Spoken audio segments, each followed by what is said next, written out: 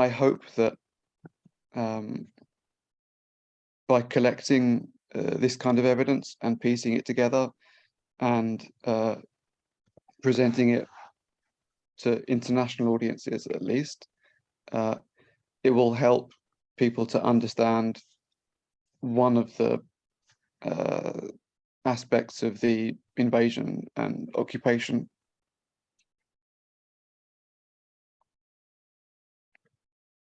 Like, I think it's important to acknowledge that there are looters and traffickers on both sides of the war, as there were before the war. Like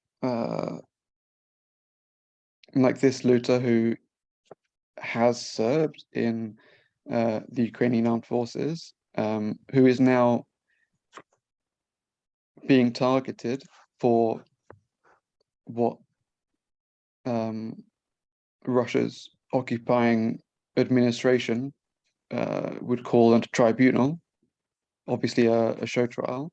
But I think it's also important to recognize that there is this great imbalance between the numbers who are on the Ukrainian side as civilians or as soldiers, and the ones who are on the Russian side. And also, obviously, Ukrainians are fighting for their survival, so there are looters and fascists in the same way that there are archaeologists and human rights workers. And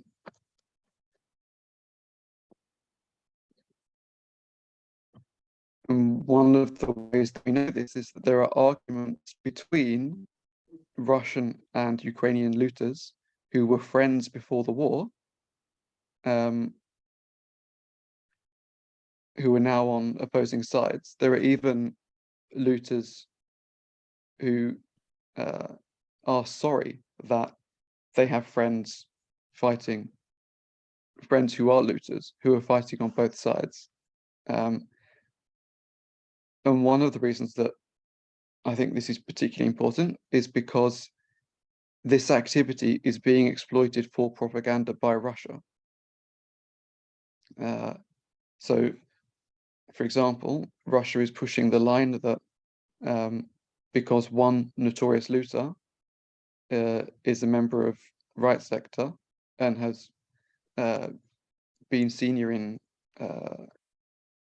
military activity, therefore Ukraine is financing the war by antiquities looting.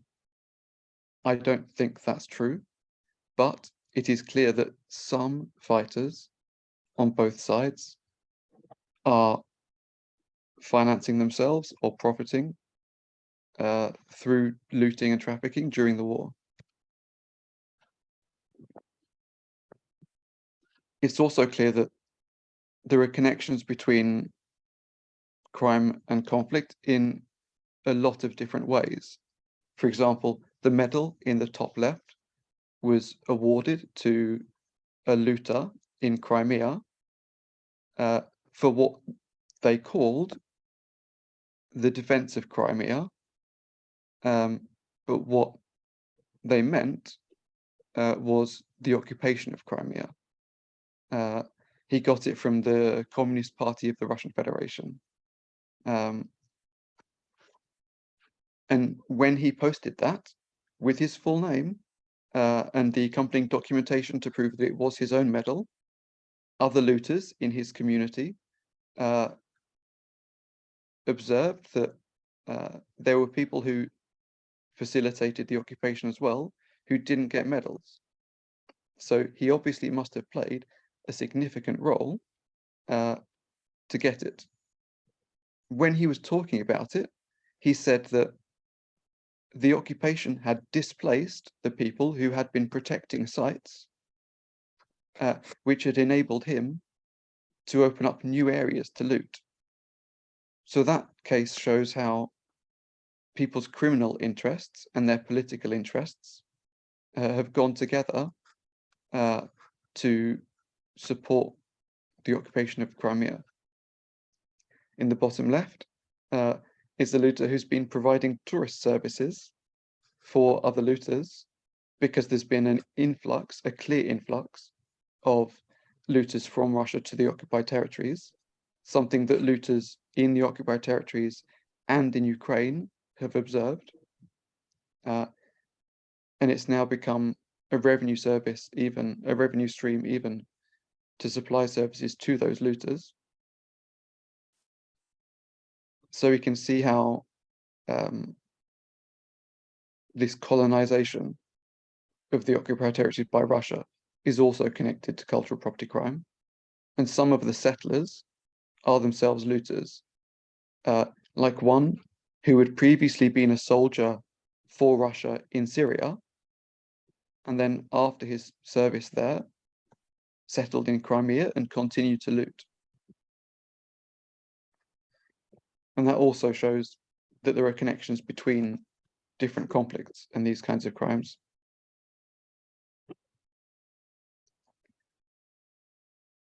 We know that paramilitary organizations in the occupied territories have been involved in looting, or members of those organizations have been involved in looting.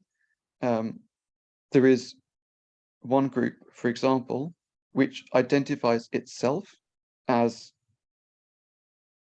antiquities looters in the occupied territory, specifically black diggers in the area that is occupied by the Donetsk People's Republic. And one of the reasons we know this is that one of the looters posted a photograph of himself with one of his friends and the flag of the Cossack National Guard in a community for looters. We know that the network around the people who shot down flight MH17 communicated through forums for collectors of antiquities and artifacts. And there's even one image from social media of one of the people in that network, Igor Ukrainets, whose nickname was Minyo, with a metal detector. And he's out of military clothing, so I don't think that he was clearing mines with it. Obviously, there was the case of the icon from Luhansk that was stolen and then passed through the hands of Bosnian Serb paramilitaries who were on the side of Russia, through to the Serb representative in the Bosnian presidency, which were then used as a political gift, which shows how even when they don't make money from this, they can use it as another form of capital and use it to contribute to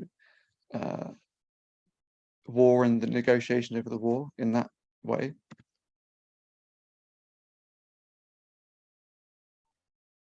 Also know that looters who are Russian nationalists, both from Russia and from Ukraine, have joined the invading forces in the intensified invasion this year. And one of the reasons we know that is that they mention it themselves online. Some of them have said, don't worry, I'm not dead, I'm just quiet because I can't use the internet services on my phone because I'm now in Ukraine. So it's very clear what they're doing and where, and sometimes they specifically state that they've been serving in the armed forces in Ukraine, in the Russian armed forces in Ukraine.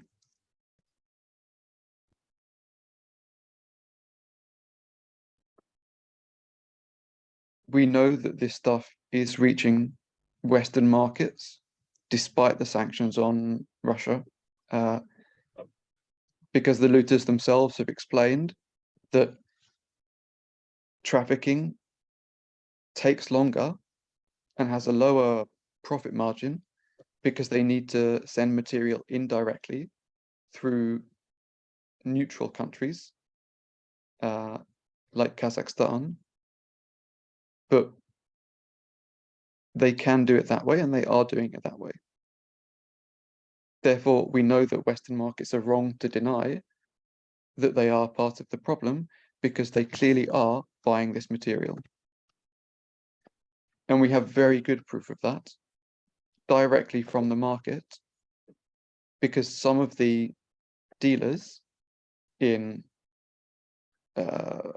Austria and Belgium and France and the Netherlands and Spain and the United Kingdom, at least, have been handling newly looted objects from Ukraine. We know that because some of the dealers have not even bothered to take new photographs of the objects that they're selling, and they have reposted the photographs that were taken by the looters when they advertised them on Violity and Katowiki and elsewhere. And these photos have been traced by ethical collectors, and they've shown that the dealers are lying about how long they've had the objects, the sources of the objects. So we know that this stuff is coming out of Ukraine and getting to Western European markets within a few years, sometimes within a matter of months.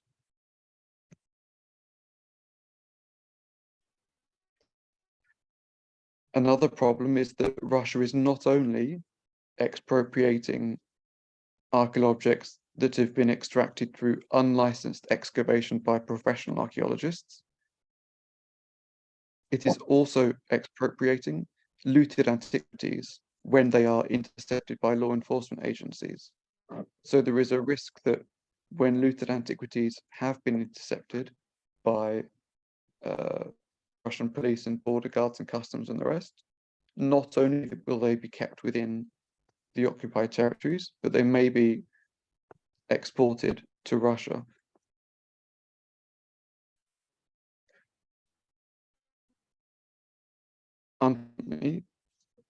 It's also clear that some of the people who are involved in mine clearing are antiquities looters. We know that because, for example, one mine clearer has advertised vacancies in online forums for artifact hunters, and he advertised those positions by telling metal detectorists that the mine clearing NGOs would allow them to keep the artifacts that they found.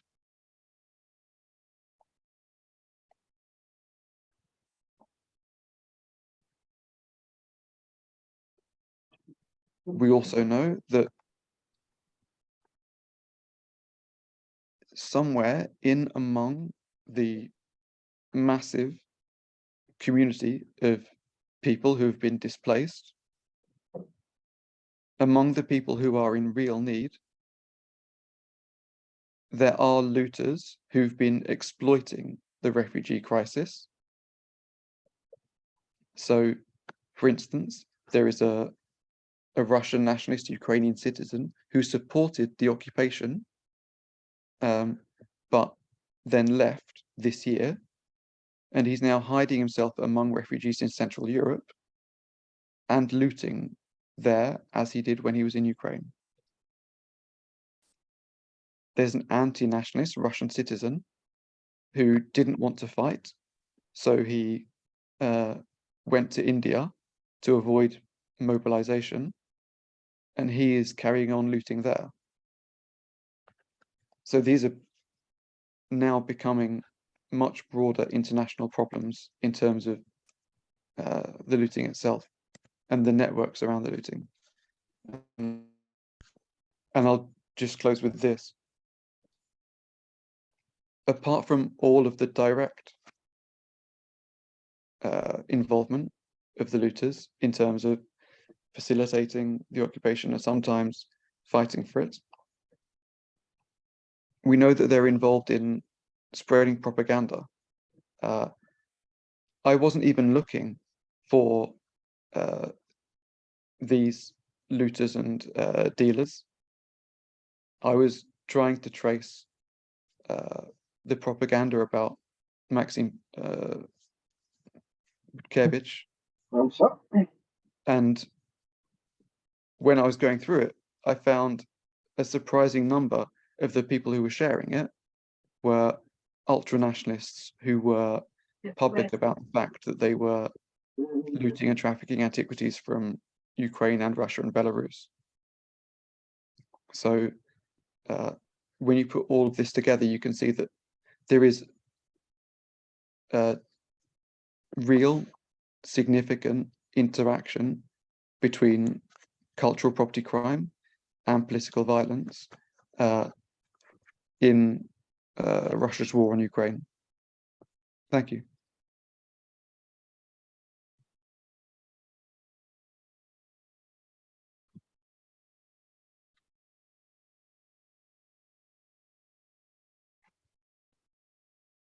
Павло Сергійович, ми вас не чуємо. Thank you very much, Sam. It was very informative, your presentation. And I have to ask, could you please explain to others why you have so many blurred slides? Sorry, yes. No, it's not sorry, because I understand why, but maybe for audience it will be more clear. Well, I mean, obviously, in the case of the soldier who's wanted for a tribunal, for a show trial, I don't want to expose them to any further risk of being targeted by Russia's armed forces or its proxy forces. And for others also, I don't want them to know that we found them in that sense, because at the moment they continue generating their involvement in the war. So although I would rather they weren't doing it, at the very least at the moment they are helping us to prove their participation in war crimes and crimes against humanity.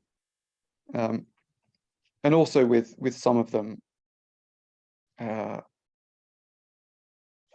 I mean, you've got some where I know that there are some people who are, yeah, who would try to find them. So it's safest to do it like this. But I would say I'm very happy to share the original evidence with colleagues in Ukraine. Okay, thank you very much. Can you switch off? Okay, как выйти?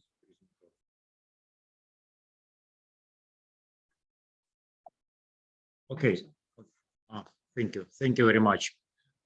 Я думаю, що багато хто з вас зрозумів, що в даному випадку Семюел Харді розповідав про те, що грабунок археологічних пам'яток і археологічних колекцій – це є міжнародна мережа, міжнародний кримінальний, скажімо, міжнародні кримінальні корпорації, які займаються цим на величезному, на високому рівні. І те, що ми бачимо, скажімо, тут окупантів, то серед них є безпосередньо виконавці замовлень, виконавці грабунків археологічних пам'яток. І як ви побачили, що в презентації деякі слайди були заблурені, це тому, що в принципі, по них іде збір інформації, як про військових злочинців. Зрозуміло, що зараз показувати тут, скажімо, на загальний огляд їхні прізвища чи їхні фотографії наразі немає сенсу, бо зрозуміло, що потім ця інформація буде використана для збирання даних по їхнім злочинам, не тільки злочинам в якості окупантів, але і злочинам в якості грабіжників археологічних пам'яток. Так, як і в Сирії, як і в Афганістані, так і в Україні. Чи може в когось є запитання? Так, Олександра, будь ласка.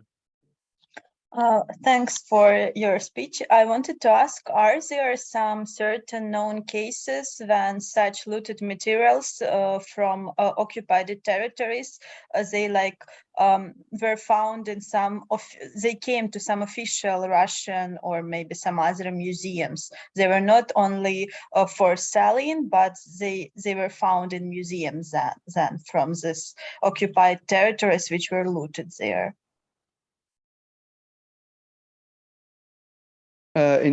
In terms of ones that were stolen from the museums in occupied territories, sadly, I think, as has been shown by Kherson Arts Museum and elsewhere, I mean, there's definitely good evidence that, and the pillaging of Popov Manor House, Popov Historical Cultural Reserve. We know that stuff is being stolen by soldiers as they go around, in the same way that they're stealing every other thing that they can carry. Some of it is being taken and is going to be displayed by Russia, like the material from Kherson Art Museum. Some of it, if it's more difficult to display, if it's less recognizable, like looted antiquities that have no documentary record, then I think they're more likely to be sold and to reach markets. So there's this dual program where Russia is both taking material and trying to pretend that it is a good government and a patriotic steward of cultural heritage, and it's also allowing its soldiers to loot and steal and keep and sell as a way of financing or encouraging their participation in the invasion.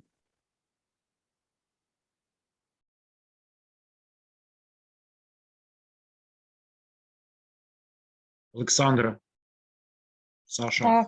Thank you. Yeah, thank you. Okay.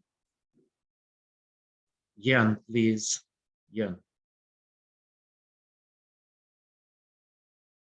Sorry, took me a moment to unmute there. Sam, can you hear me there? Yep. Yeah.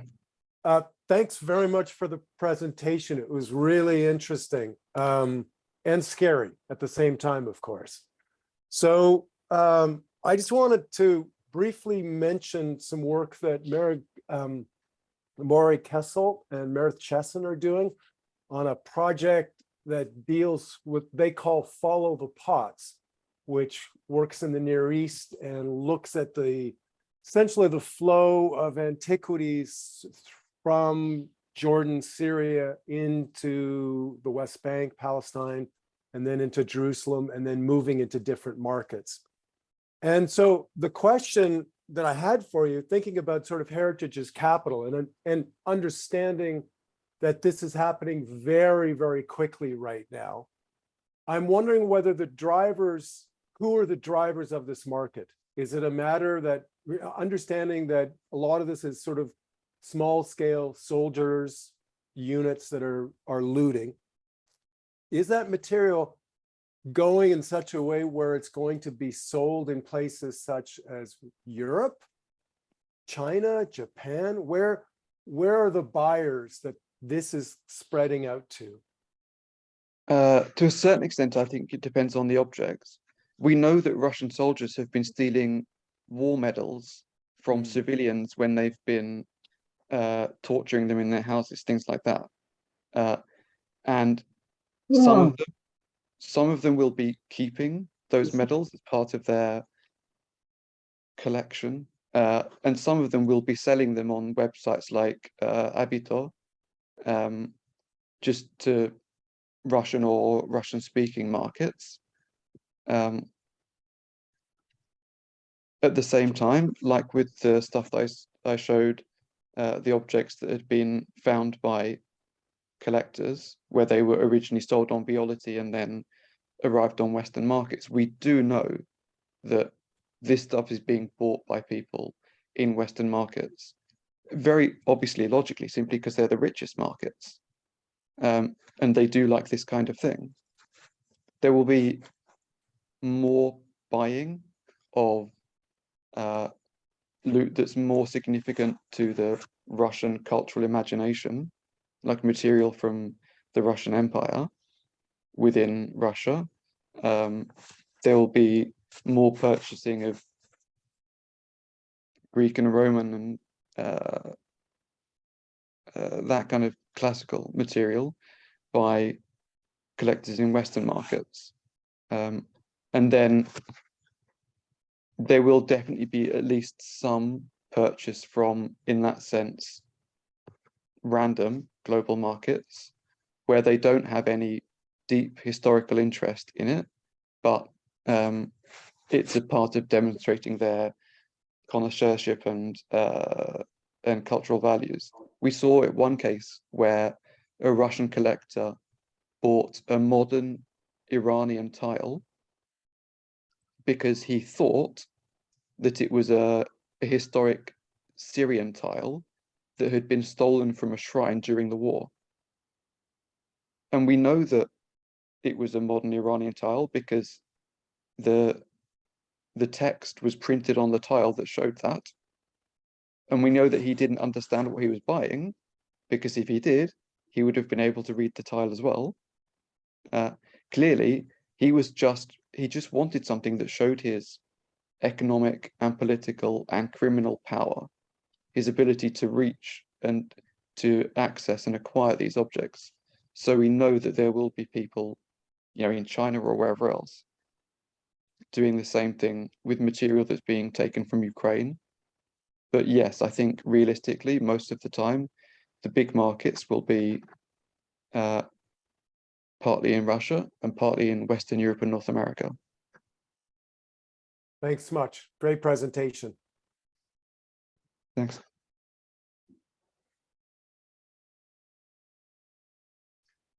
Thank you very much. Окей. Якщо немає більше запитань до Сема, якщо ми можемо переходити до наступної тематики, в такому випадку я пропоную послухати наступну презентацію Маргарита Корнієнко. І ця презентація не буде стосуватись безпосередньо війни і воєнних дій, і наслідків війни, але вона безпосередньо стосується того досвіду, який необхідно нам здобути для того, щоб запобігати руйнуванню пам'яток археології і можливості консервації та музеїфікації цих пам'яток. Будь ласка, Маргарита, ми вас уважно слухаємо. Дякую. Мій виступ стосується консервації пам'яток археології, і цей напрям діяльності в положенні про наш заклад заявлений як один із пріоритетних. Саме тому минулого року, як тільки наш заклад розпочав діяльність, в перші ж місяці ми зайнялися цим питанням, і перше, що треба було зрозуміти, які пам'ятки археології в Києві можна було би консервувати, але й консервувати ще й таким чином, щоб їх можна було і музеїфікувати, і це було би корисним з кількох причин. Перша, це я зараз перепрошую, не працювало переключення.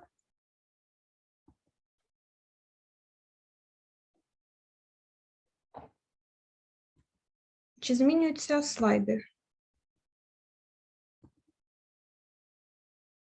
Ні, не змінюється. Змінюються.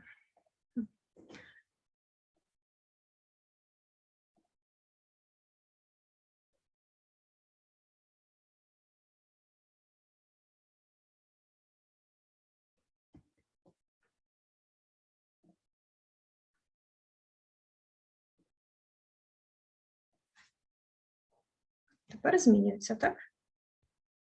Так. Так, чудово, дякую. Тобто консервувати, щоб, перше, зберегти пам'ятку, друге, щоб вона потім не була забудована, зрозуміло, і третє – це зробити її доступною для екскурсійного відвідування і тим самим популяризувати не лише сам об'єкт, який, можливо, був або зовсім невідомий, або маловідомий широкому загалові, і популяризувати також і саму місцевість, в якій він знаходиться, яка, можливо, не така вже була популярна в туристичних і екскурсійних маршрутах міста Києва. В цій роботі з вивчення пам'яток археології Києва нам дуже допоміг Інститут археології і його фахівці, завідувач відділу археології Києва Всеволод Дивакін і науковий співробітник цього ж відділу Іван Зоценко. Ми також розглянули, які ж є успішні, скажімо так, приклади консервації пам'яток археології в Києві. Це один із них фундаменти Палацу Західного в Десятинному провулку, де законсервовані залишки фундаментів цієї споруди. Також зроблено невеличку експозицію з артефактів того періоду. Поруч також зроблено трасування фундаментів, і таким чином відвідувачі цього місця можуть зануритися трошки в топографію стародавнього Києва, часів Русі і часів міста Володимира. Друга пам'ятка археології – це фундаменти та залишки стін церкви Успіння Богородиці Перовощі на Контрактовій площі. Фундаменти древні ми можемо споглядати як з вулиці, там зроблено спеціальне таке місце. І якщо зайти в храм, то там можна спуститися в підвальне приміщення і також оглянути фундаменти давньоруської церкви. Тому далі, аналізуючи ті пам'ятки археології, які є в Києві, ми спиралися саме на от такі приклади, коли би збереглися фундаменти давніх споруд, які перше були гарного стану збереженості, друге були на відкритій місцевості, не забудовані, ну і третя місцевість би дозволяла спорудити спеціальну конструкцію для їх консервації та музеїфікації. Було проаналізовано багато об'єктів, було обрано не лише не лише ці об'єкти, про які зараз буду говорити, ще й інші, але зупинюся на перших трьох. Це пам'ятка археології національного значення фундаменти мурованої церкви на вулиці Юрківській, 3, це поруч із перехрестям з вулицею Кирилівською. Церкву було розкопано в 2003 році спеціалістами Інституту археології Михайлом Сагайдаком та Мариною Сергієвою, які були керівниками розкопок. Було знайдено фундаменти і залишки стін давньоруського храму 12 століття. Це був тринавний чотиристовпний храм. Було з'ясовано, що він будувався в кілька етапів. Про це говорила різниця в товщині стін храму. Зберігся фундаменти, взагалі залишки храму збереглися досить добре на висоту 14 рядів мурування. І от в такому стані збереженості, з яких можна було споглядати під час розкопок, вони були б дуже добрим варіантом для консервації та музеїфікації. Георгій Самойлович Духовичний, архітектор, на жаль, нині вже покійний, розробив проєкт консервації цієї пам'ятки. Проєктом було передбачено побудову павільйону, де б відвідувачі могли спускатися вниз до фундаментів, споглядати їх, і конструкція була б стаціонарною, повністю накритою і зручною для відвідування.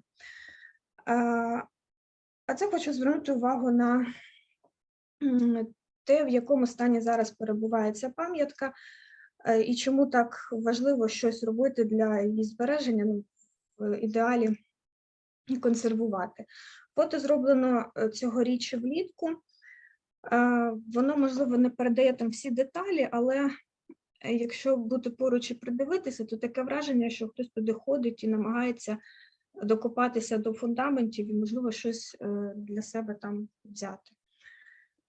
Другий об'єкт у Києві – це пам'ятка археології місцевого значення, фундаменти церкви на Вознесенському узвозі 20. Це територія Національної академії мистецтва, образотворчого мистецтва та і архітектури. Цей храм був відкритий Каргером у 1947 році. Його пов'язують деякі дослідники з Симеоновим монастирем, про який згадується в літописі. Це був трьохнефний шестистовпний храм з 3 апсидами, досить добре зберігся. Наразі фундаменти законсервовані, там встановлено охоронну дошку поруч скульптурки. То зараз там тут така ситуація, це фото листопада цього року. Це територія саме академії, вона не забудована і був би цей об'єкт досить непоганим туристичним об'єктом на Коперевому кінці, тим паче, що там ще поряд за пагорбом знаходиться зменшена скульптура пам'ятника засновникам Києва. Все разом у комплексі чудовий об'єкт для туристичного маршруту. І третя пам'ятка – це фундаменти церкви на Вознесенському узвозі, 22, також залишки давньоруського храму. Дослідники пов'язують його або з церквою святого Іоанна, або з церквою Василія. Про обидві згадується в літописі, обидві за описом місця розташування нібито як підходять для цього зв'язку, але достеменно, звісно, ми не можемо сказати, чи про цей храм йшла мова в літописі, як про церкву святого Іоанна, чи про церкву святого Василія. Залишки храму були знайдені в 1878 році Лошкарьовим. На той час було виявлено, що стіни збереглися на висоту аж до 1 метра. На жаль, частина фрескового живопису була втрачена в наступні роки через діяльність шукачів скарбів. Коли повторно потім залишки храму відкривав Каргер в 1947 році, то він виявив фундаменти на 4-5 рядів цегляної кладки і пов'язав там за розчином, за матеріалами, за плінфою, що це був храм середини 12-го, початку 13 століття. Далі наступне дослідження відбувалося вже в 1989-1990 роках. Тоді фахівець Інституту археології Віктор Харламов досліджував частину храму, він відкрив стіну в південно-західному куті. Вона була збережена на висоту близько 0,6-0,8 метра, ширина становила 1,2 метра. Тобто, якщо порівнювати ці результати досліджень, можна говорити про те, що храм досить непогано, принаймні станом на початок 90-х, був збережений і можна було б говорити про його консервацію. Можна було би, якби минулого року не розпочалося будівництво на місці храму. Це так зараз виглядає територія, де знаходиться пам'ятка. За спостереженнями Івана Зоценка, храм було побудовано акурат на давніх фундаментах, тому зараз ми не можемо сказати, наскільки там вони були пошкоджені, не пошкоджені, але Іваном у будівельному смітті, яке там було поряд, було знайдено і фрагменти плінфи в тому числі, тому сказати зараз достеменно, що як із пам'яткою неможливо, так само вже важко говорити і про її консервацію. Зазначу, що і Інститут археології, і наш заклад зверталися до Департаменту охорони культурної спадщини КМДА щодо цього будівництва. Величество виявилося не мало ні дозволів, жодних на те відповідних, тому що воно велося і досі ведеться на території Центрального історичного ареалу, на території пам'ятки археології. культурний шар Коперова кінця і ще кількох пам'яток. Тобто для такого будівництва мали б бути дозволи відповідних інстанцій. І ось зверталися до департаменту, і на позаминулому тижні ми отримали відповідь, що департамент зробив припис власнику ділянки земельної, а власником є колишня лікарня вчених. Зараз це Центр інноваційних медичних технологій НАН України. Було подано також департаментом повідомлення в поліцію. Як далі буде розгортатися ситуація, я думаю, ми будемо стежити і інформувати вже на наступних заходах.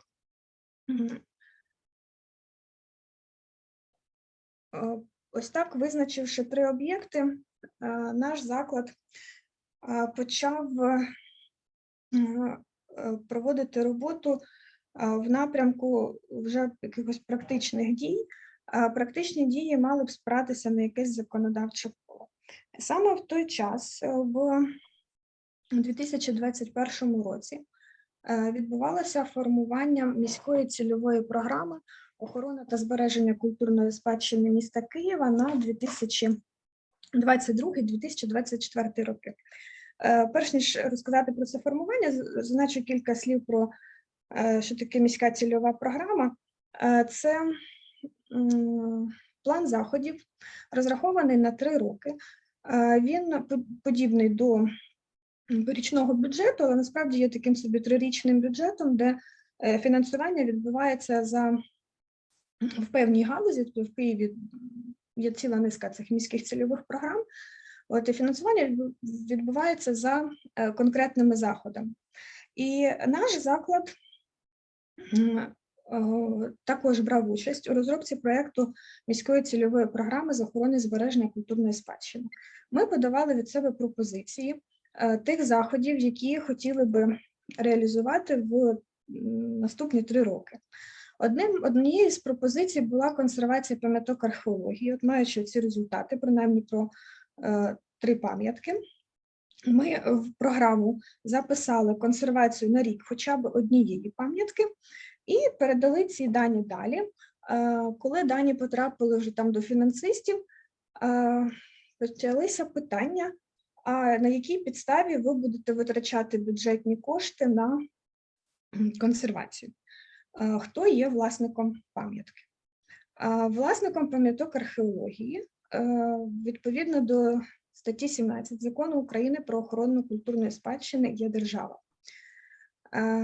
І також всі рухомі предмети, які пов'язані з пам'ятками, є державною власністю. Добре, наш заклад не є власником пам'ятки, але є ці пам'ятки на певних земельних ділянках. Яке ви маєте відношення до земельної ділянки? Ніякого, звісно, тому що земельна ділянка, будь-яка, на якій розташована пам'ятка археології, може бути або державній, або в комунальній, або в приватній власності, а в нашого закладу ні у власності, ні в користуванні земельних ділянок немає. І чи є ми, ще 3 питання, чи є ми балансоутримувачем пам'ятки? Звісно, ні, наш заклад не є балансоутримувачем жодної з пам'яток археології, тому що, в принципі, на законодавчому рівні таке поняття для пам'яток археології не передбачено. Тому наша пропозиція занести в цільову програму консервацію хоча б однієї пам'ятки на рік не була підтримана саме з такої от законодавчої причини. І весь цей процес консервації і музеїфікації, по суті, опинився в заручниках правової системи, тому що консервація і музеїфікація за бюджетні кошти, кошти місцевого бюджету, виявилася неможливою для реалізації. Також в цьому контексті ось на днях буквально було отримано лист від Мінкультури, в якому мовиться про те, що державна субвенція на ремонтно-реставраційні та консерваційні роботи на пам'ятках культурної спадщини комунальної власності цього року не буде надана. Це пов'язано з воєнним станом, але як і в листі мовиться, що така субвенція має надаватися відповідно до постанови Кабміну від 9 лютого 2022 року. Але от постанова поки не буде реалізовуватися, а от коли воєнний стан завершиться, тоді повернуться до практики державних субвенцій на ці роботи. І тут ми бачимо, що знову пам'ятки археології опиняються, пам'ятки археології будь-які, в Києві, не в Києві, за Києвом, опиняються поза фінансуванням, тому що вони не є в комунальній власності, і навіть якщо земельна ділянка, на якій вони розташовані, буде в комунальній власності, отримати таку субвенцію, розробити такий проект, подати його, отримати кошти буде неможливо. Тому пропозиція від нашого закладу, і це не лише пропозиція, ми будемо докладати практичних зусиль. Перше, це деталізувати на правовому рівні поняття користування і охоронних договорів щодо пам'яток археології. І для цього потрібно врахувати як право власності на земельні ділянки, на яких вони розташовані, так і положення інших нормативних актів, що стосуються охорони культурної спадщини. І в цій діяльності, звичайно ж, потрібна консолідація зусиль як закладів з охорони культурної спадщини, яким є наш, так і археологів, так і громадськості. Дякую за увагу.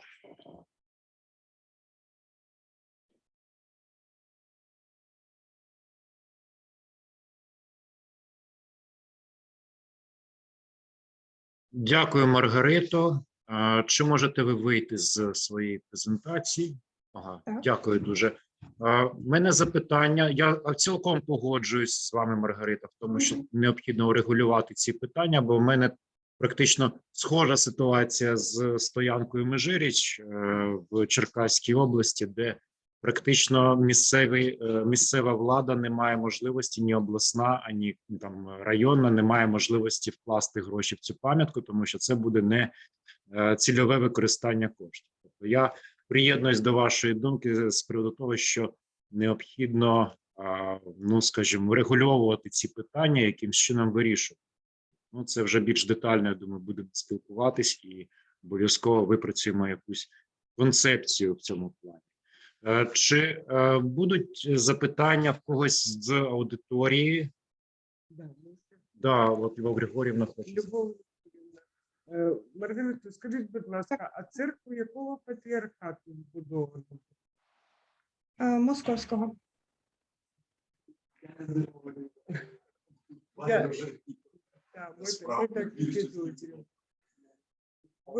Я розумію, все дуже слушно, майже так само, як і Узівські музеї, у нас поки що пам'ятки археології, начебто державні, але не чиїсь, бо нам в університеті так само говорять, що ми не можемо витрачати гроші на музей, бо це буде нецільове використання коштів. Ми освіта, а ви музей, ви культура, а це різні взагалі кведення різні. От. І прикро, що виходить так, що у нас нищити пам'ятки і будувати на них що завгодно, гроші є, а зберігати і презентувати їх суспільству у нас грошей немає. Ну, якийсь абсурд. І весь час, от у мене під час нашої, так сказати, і нашої конференції, і ті, що проводила 26 жовтня КМДА, мучило таке питання, що з такою системою підходу до збереження нашої спадщини не треба і російських бомб. Тому що ми кричали 17 жовтня, коли розбомбили будинок 1902 року біля вокзалу, ай-яй-яй, ой-ой-ой, от який жах. А поряд у нас стоїть, от вчора чи позавчора засідання суду по будівлі Терещенківського будинку, на якому вже тріщини йдуть не 1 десяток років, висить дошка, ну, принаймні 2 роки назад висила, я її фотографував, на бульварі Шевченка 34, не пам'ятаю, 22, здається, недалеко від університету. І він пропадає, цей пам'ятник архітектури, нікому не треба. От, так що якийсь абсурд у нас виходить в цьому плані, і треба з цим щось робити. Ви піднімаєте дуже важливу тему, от, яка вже назріла і навіть перезріла. Дякую вам, дуже цікаво. Дякую, Люба Григорівна. Так, тут ще є запитання від Шеннон. Ви прочитали, читаєте чат, Маргарита? Ні, не читала, зараз гляну. Просто англійською мовою чи потребує перекладу, чи ви зрозумієте?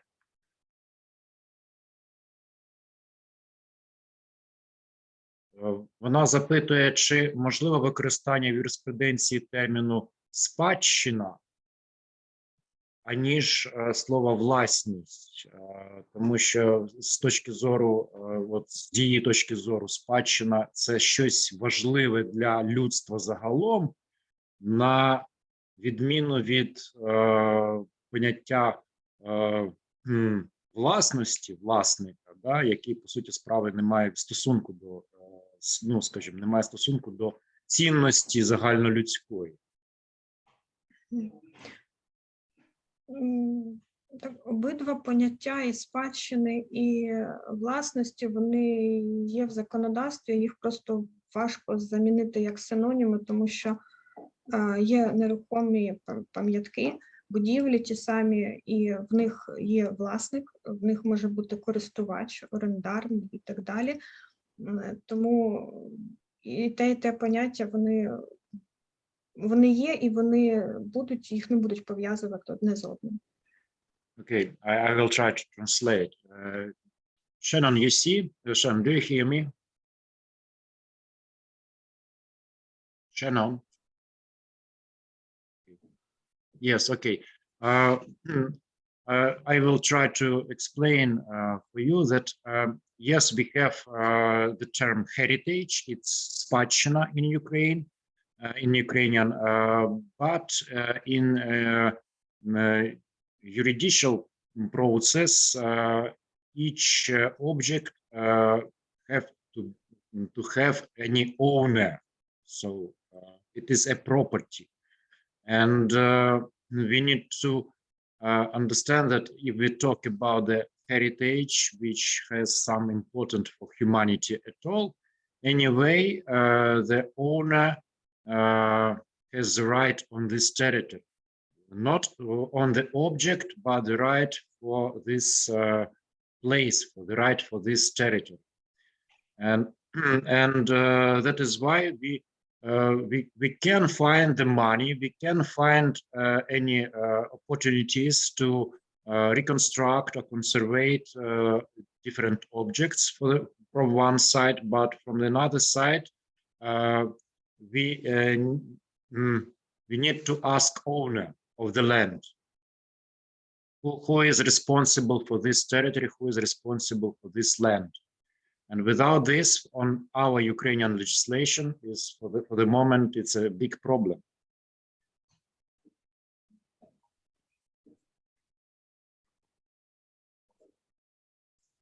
Yes, and if we talk about the archaeological sites, in our legislation, we have the term that archaeological sites are in the state property, in the state ownership. But if we talk about the state property, it's quite abstractive, because we need to have any administrative organization which is responsible for this territory, for this site. And that is why it's very big problems, because different organizations try to find the money, try to do some actions for these archaeological sites, but they cannot do anything, because we have the owner of the land, we have different administrations and so on, and that is why it's very, very complicated to find the solution between donors, between organizations who want to reconstruct or want to conserve some archaeological sites, and the agreement from responsible owners and responsible administrations. Okay.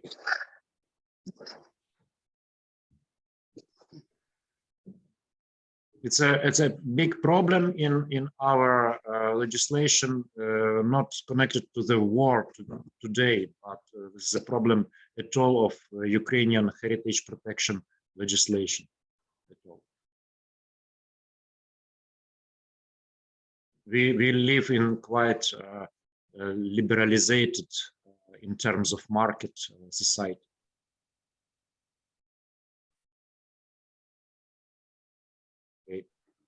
Може, хтось ще хоче запитати Маргариту?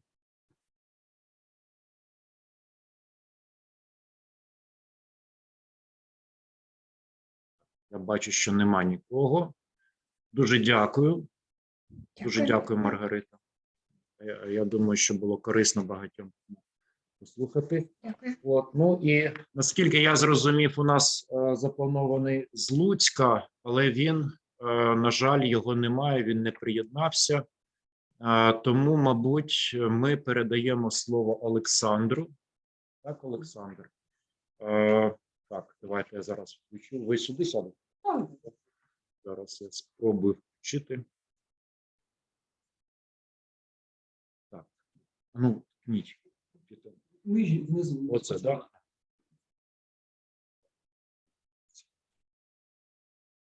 И что дальше? Как сделать, чтобы он... Сейчас. Ідіть з цієї сторони. Подождите. Да-да-да, вот эта штука тоже. О, мы вообще молодцы. К концу презентации научимся руководить Zoom. Прошу.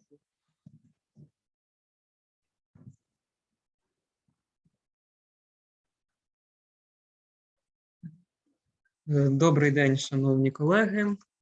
Тема моєї сьогоднішньої доповіді є історія кам'яних артефактів з колекції стоянки Іскорості з розкопок Вікентія Хвойки. І насамперед я хотів би декілька слів сказати про те, що свій сьогоднішній спіч, свою доповідь я присвячую моєму колезі і приємному товаришу, другу Роману Радченку, який, на жаль, декілька днів тому відійшов у вічність. І дійсно ця людина віддала все своє життя археології, рятуванню культурної спадщини, археологічної спадщини. І особисто з ним я досить багато співпрацював, і це була дійсно дуже тепла співпраця. І мені щиро шкода, що такі люди нас покидають, але таке життя. І, звісно, цю презентацію, цю доповідь я хочу присвятити саме йому. Пам'ятка Іскорость відома з початку ХХ століття. Вона пов'язана, до речі, досить інтенсивно пов'язана з військовими подіями. Навіть і те, як її Хвойка знайшов, відкрив, це також досить цікава історія, пов'язана з військовими подіями. Там на території Овруччини проводили різні військові маневри, в яких брав участь сам імператор Микола II, і, звісно, треба було показати, влаштувати для нього справжнє шоу, видовище, і для цього запросили, звісно, нікого інакшого, як Вікентія Хвойку, який мав був розкопати на Овруччині низку досить масивних курганів, чим він загалом і зайнявся. І один із таких курганів, який насправді не дав досить ніяких значних поховань, досить цікавих поховань з точки зору репрезентації, проте Хвойка почав натрапляти в цьому кургані на матеріали крем'яні. І, зрозуміло, це його досить зацікавило, він почав заглиблюватися і на місці починав знаходити все більше і більше крем'яних речей. Це, наприклад, слайди не переключаються. Не перемикаються, зрозумів. Так, ми перший бачимо досі. Досі перший.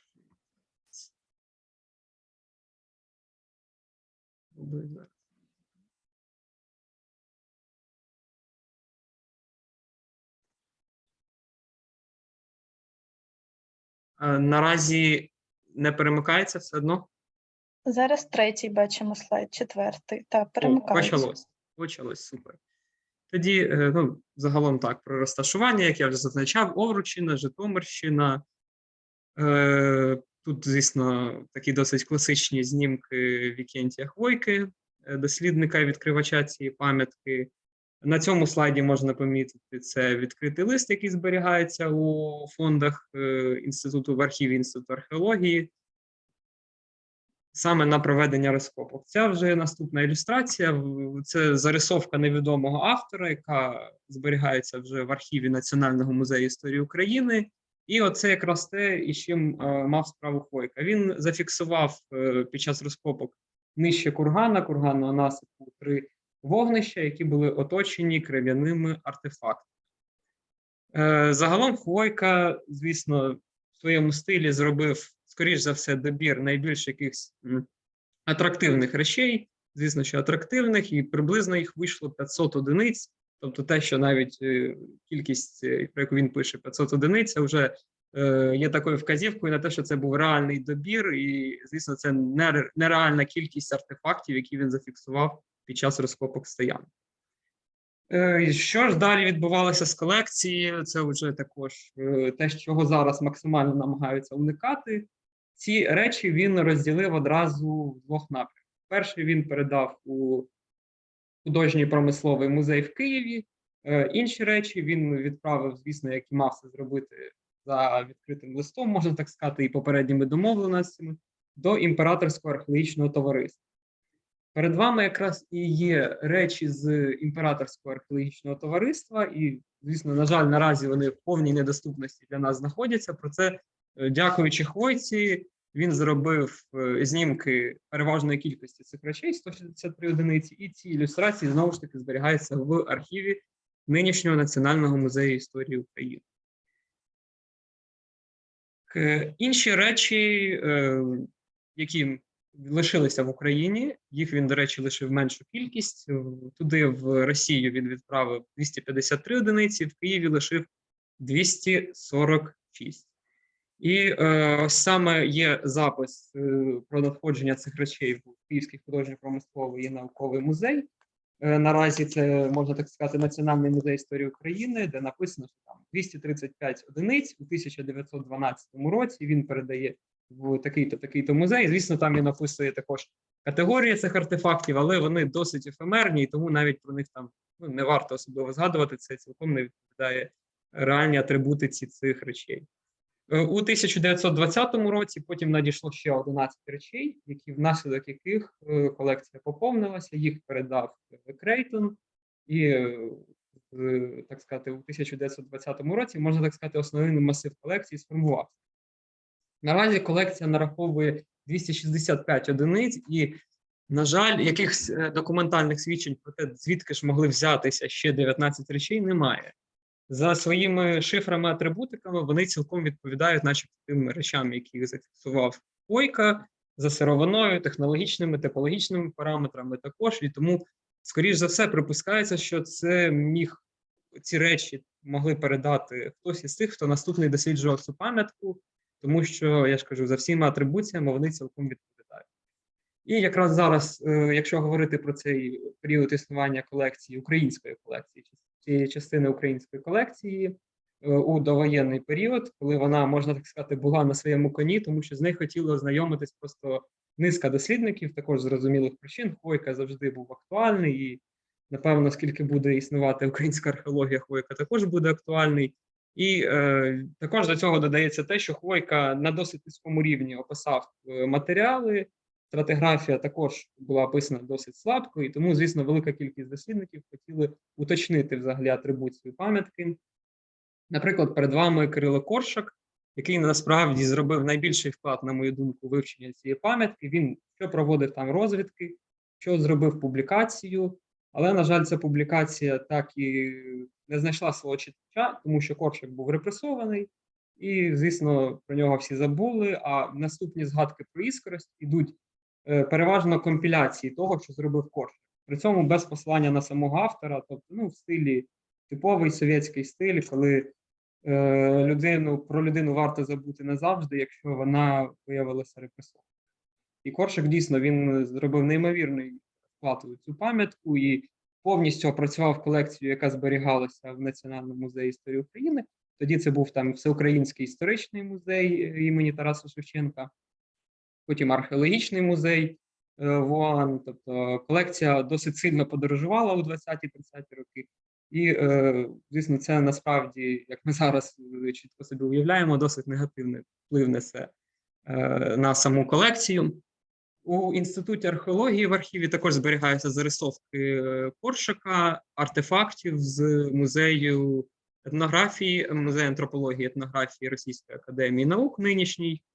І це також одна із небагатьох свідчень, які ми зараз можемо взяти про цю колекцію, точніше її російську частину. Хто наступний досліджував цю пам'ятку? Це були Левицький і Козубовський. Левицький провів також там свої розвідки і навіть про це написав статтю. Проте, насправді, стаття її можна досить сильно критикувати, тому що, і сам Левицький зауважує, що всі шари, з якими він працював, вони були перемішані, він зібрав там певний матеріал, його на такому досить якісному рівні атрибутувати він не зміг, і тому визначив пам'ятку просто ранньонеолітичною і на цьому, так сказати, закруглився. У Зубовських ніяких таких особливих свідчень про результати своїх розвідок на пам'ятці не лишив. Зрозуміло також, його більше цікавили кургани, аніж сам крем'яний матеріал, але він був одним із тих, хто робив археологічну карту Овруччини, і тому, звісно, він не міг не згадати і цю пам'ятку. До речі, також цікаве спостереження, яке ґрунтується на наступному досліднику. Трохим Тесля, також молодий перспективний дослідник, який також цікавився іскростю, його цікавив також кам'яний матеріал. Перед вами, наприклад, є його заява, яка також зберігається в архіві Інституту археології, де він просить дати йому можливість опрацювати ці колекції Кирилівської стоянки і стоянки Іскорость, яка тоді на той час зберігалася, як я зазначав, в Українському історичному музеї і археологічному музеї Іван. Згодом, а вже після цього фактично в Державному центральному історичному музеї. І Трохим Тесля, невідомо, чи він все-таки ознайомився. Як ми бачимо, є підпис Козловської, яка, начебто, дала йому дозвіл на опрацювання цієї колекції, але результатів якихось статей не лишилося, і Трохим Тесля також був репресований. Тобто, якась ця колекція в цьому плані міфологізована, тому що хто до неї торкався, на жаль, був репресований. Передвоєнний такий період, прям вже наближаємося до Другої світової війни, яка насправді зробила найстрашніший вплив на цю колекцію. Це такий спойлер буде. І ось, наприклад, записи, які стосуються загалом Центрального історичного музею, сформованого у 1936 році, якраз напередодні подій Другої світової війни. Тут стоянка Іскорость згадується вже в експозиції, тобто вже відійшли від спроб науково атрибутувати цю пам'ятку і перейшли до її експозиціювання в музеях. І тут її записали в переходову добу, тобто, фактично в тому розумінні це щось між палеолітом і мезолітом вважалося. На початку Другої світової війни є також згадки про те, що було з Іскоростю. Як я вже зазначав, в 20-30-х роках вона подорожувала і була фактично продуктом цих всіх переїздів, всіх цих баталій, які відбувалися довкола археологічних музеїв тоді. І загалом в 30-х роках сформований був цей же музей на території Лаври, туди Іскорость також переїхала. І з приходом німців на територію Київщини, то колекцію було вивезено з Лаври і переміщено в так званий музей Леніна. Наразі це будинок учителя. Там був сформований краєвий музей ранньої преісторії і доісторії, протоісторії. І загалом в цьому музеї, загалом його така концепція була в тому, щоб начебто показати тут схожості між німецькою культурою і, скажімо так, якоюсь українською, так сказати, показати, що німецькі елементи існували тут спокон віків. І Іскорость також заповнювала своє місце в експозиції цього музею. Так що ми бачимо, що вона вже декілька разів змінювала свою локацію, була спочатку ще й розділена, тобто дійсно тяжка її доля була. І ось в 42-43 роках вона стала частиною експозиції цього краєвого музею. Далі важкий досить був процес, він пов'язаний із тим, що тепер німці відступали, і, звісно, вони не хотіли лишати ці всі археологічні артефакти на території Київщини, вони їх забирали з собою.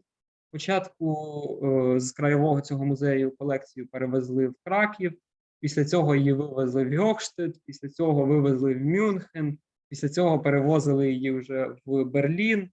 Тобто цей весь процес був пов'язаний з фактичною капітуляцією Німеччини, і вони чим далі відходили, тим далі вивозили. Потім ці речі забирали американці, розподіляли, перевозили ті, що з України, на підконтрольовані для території Радянського Союзу. Тобто там на початковому етапі ці всі процеси реституції, вони страшенно просто впливали на самий стан колекції. І от загалом, якщо показати цю всю історію побудування цієї колекції від розкопок хвойки і закінчуючи тим, що з нею відбувалося, тобто спочатку частину передали в одне місце, іншу в інше, потім тут відбувалися баталії за археологічний музей на території Київщини, і в результаті вони все-таки потрапили в Центральний історичний музей, потім їх намагалися виставляти німці. Після цього процес окупації, вивезення німцями на свою територію, потім процес реституції, досить складний і важкий шлях. І в підсумку колекція все-таки в 47-48 роках потрапила в Київ, почалась засідання комісії, яка розподіляла і визначала, що це взагалі за речі. І іскоресть тоді атрибутувати нормально, на такому адекватному рівні не могли, ну і також навряд чи можна звинувачувати цих людей, тому що обсяги були просто феноменальні, іскоресть нічим особливим таким не виділялася, тому її швиденько запихнули в збірні колекції. Тобто збірні колекції – це були такі колекції речей, які не змогли атрибутувати і, так сказати, віддавали на наступні покоління. Внаслідок цього іскоресть була розділена на дві колекції, і її потім далі в історіографії фактично вважали реально забутою. Тобто внаслідок цих всіх подій іскоресть зникла з музейного життя, наукового життя фактично на 70 років. Хоча насправді колекція досить цікава, і це якраз і намагаюся я показати в своїй доповіді вже в готовій публікації, що вона заслуговує з різних речей на певну свою увагу. Як взагалі віднайшли цю колекцію? Добре, що пан Хвойка, в нього досить такий своєрідний підпис, почерк, і він всі речі шифрував, і в нього є свій каталог, фактично, який він вів. І завдяки цьому каталогу і шифрам ми змогли відновити кожен предмет, і наразі показали, що вони всі об'єднуються в єдину колекцію з усіх точок зору, з точок зору шифру і з точок зору технології. І тому наразі колекція знову повертається в своє музейне наукове життя. Музейне, наприклад, уже до нас навіть в Національний музей історії України зверталися чехи, де вони просили надати їм фотографії для виставки. Ось, наприклад, це виставка, присвячена Борковському і Хвойці, двом археологам, чиї життя були пов'язані із Україною, з Чехією. І ось така фотографія їм була надана, вона була в них виставлена в експозицію. Тобто ось таке музейне життя потрошки відтворюється. Можливо, матеріали потраплять і в нову експозицію в Національному музеї історії України. А в науковому плані вийшла вже також в нашому журналі «Археологія» стаття, присвячена технології, типології артефактів з іскорості. І загалом, якщо моя спроба її якось атрибутувати з точки зору хронологічного процесу, то за технологічними і типологічними параметрами, загалом геоморфології пам'ятки, я і Тетяна Радієвська, мій колега-співавтор, відносимо цю пам'ятку до фінально-палеолітичних пам'яток, і її аналогії там спостерігаються, наприклад, на матеріалах стоянки Прибір 13, також фінально-палеолітичної. І цю колекцію, до речі, вже також оглядав Дмитро Ступак, який також погодився з тим, що пам'ятка, скоріш за все, фінально-палеолітичного часу. Тобто її життя знову поновлюється навіть після такого складного часу, який спостерігався під час всього існування колекції в минулому столітті. І я сподіваюся, дійсно, що пам'ятка буде цікавити все більше дослідників, вони будуть помічати нові деталі, як історіографічні, так і загалом технологічні, типологічні, археологічні. Дякую за увагу. Якщо будуть якісь запитання, прошу. Питання Свідер. Ну, скоріше за все, так. Свідер. Схоже, так. Схоже на Свідер, так. Два площадки. Одна площадка і один. Є, а всі інші. Є, так, оце це те, що в Росії зберігається. Скоріше за все, одне є. Його було б добре глянути, а так, на жаль. Дякую. Музей антропології, етнографії Російської академії наук. Кунсткамера, так. Да, ми не знаємо, як воно туди потрапило. Колись комісія платила гроші за, як Клоковського, вони відправляли в Верховну комісію, а потім розподіляли чого по різних музеях. Так, наприклад, з матеріалів з розкопу Клоковського потрапили в ліцей, він попав в Львові, в ліцей Енгеля. Це просто вирішення, тому що треба ніякого специфічного визначення немає. Хто просив. Якщо немає...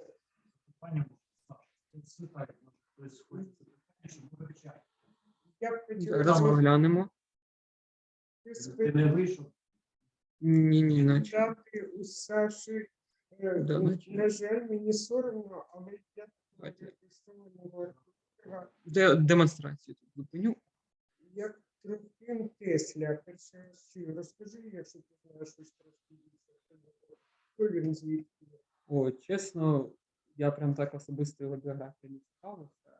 Знаю, що це він працював у нас в музеї, ну, фактично, в попередниках. І, здається, на аспірантуру намагався вступити також, як Кирило Кошик, той самий. І, на жаль, це нічого такого. Але про нього є якісь там так уже статті. Так. Я лише в контексті стоянки. В контексті стоянки лише цікавився. Він киянин. Так. Дякую. Я хочу щось запитати. Yen, excuse me, do you have any questions? I do. Can you hear me? Yeah. Great. That was a great presentation. That was Thank you. not, my training is in stone tools. And so of course it always makes me happy to see stone tools. But more importantly, what I really like about that presentation, excuse me, is that despite the fact that this is a historical story, this is a story of the movement of contested heritage, moving from place to place to place. It is a very important story, and it's a very fresh story because its relevance is one of thinking about how politics enters into the landscape of archaeology and contested heritage. So I thought it was a really good presentation. At a later point, we should talk further because I know you're very busy, and I know that you're in the Ukraine right now, which is crazy. But I think that you could easily do a small little research story for the journal Antiquity based on this, because the story of sort of the movement of a collection like this and this sort of contested heritage, that's something that's really interesting. And I think that the readership of Antiquity, the journal Antiquity, would be really interested. So you and I talk about this, and I can try and set you up to talk to the editor about maybe doing a small story about this. When you have time to do a small story about this, but it was really good. Yes, thank you, thank you. I think we can speak about this a little more. Yeah, I am interested in this. Okay, great stuff. Thank you, thank you. Jan, Yes. you can start your presentation now. Okay. I will. Okay. Let's see if this will work. I will try it. Share screen.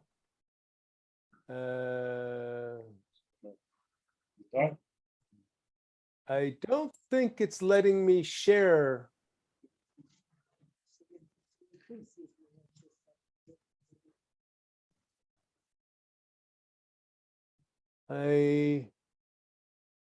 Do you have to allow me to share the screen because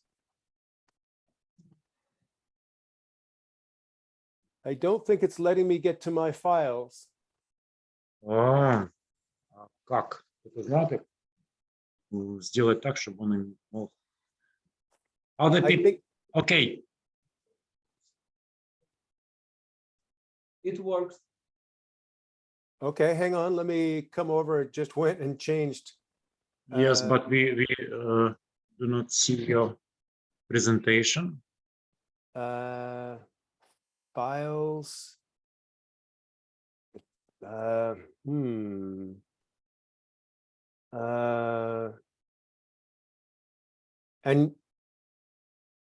says I'm sharing, but I don't think. Okay, maybe. Did you make me, sometimes you have to go under participants and make the person a co-host?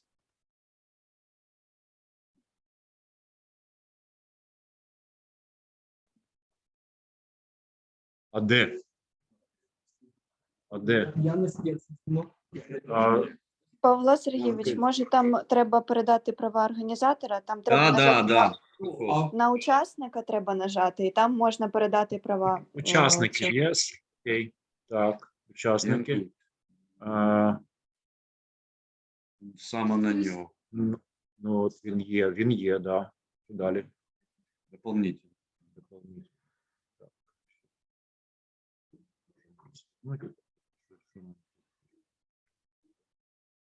Разрешить, что там? Сделать организатором, да? Да. Okay, Jan, now you're organizer of our meeting. That's a scary thing. I know. Why? Let's see if, what happened here? Hold on. Oh, Let me nice. just, let me see. I'm gonna have to move this over here because it's kind of crazy. Okay. Come on. I think we're almost there. Give me just a minute to block that out. Okay, can you see that? Yes, we see. Just try to switch the slides. Okay. To change the slides. Did it change for you? Yes. Yeah. Nice. Okay, perfect. Okay, well, let me start by thanking you for the opportunity to share some thoughts and some ideas with you. I want to start by giving you a warning, and that is, I decided that I was going to try last night. I decided I was going to try and use Google Translator and to translate from English to Ukrainian using Google Translator. And when I mentioned this to my wife last night, she's also an archaeologist, and she said something like, "Are you crazy?" Because 70% of the time Google Translator works, and then 30% of the time it makes very strange translations that are either funny or embarrassing. So I decided to still do this, but it means that you're probably going to see some translated text that is going to either be very funny or something that is going to be shameful. So you're going to have my apologies right now, but at least this will help sort of give a sense of what we're talking about. So that's the first thing I wanted to say. The second thing I wanted to say is that Bill and I, Bill Donnarumma, my good friend who works in film, television, and theater, we realized that pretty well everything we're going to talk about today has been discussed in this meeting and the other presentations. So nothing we're going to say today is new. We are not going to be talking about new archaeology or particular sites that have been destroyed or particular examples of destruction. Instead, what we want to do is we want to step back and to think in terms of sort of the nature of heritage management in the Ukraine in the time of war, and trying to think about both how one thinks about it, but also how can one look from the outside, looking into Ukraine, and think in terms of what are the kinds of messages and what are the kinds of ways we can think constructively about how to help tell the story to an international audience, because that's part of the challenge that's going on at this point. So we want to just share some ideas and some thoughts about that, but recognizing that we're taking a big picture conversation, not something that is dealing with the details of the archaeology.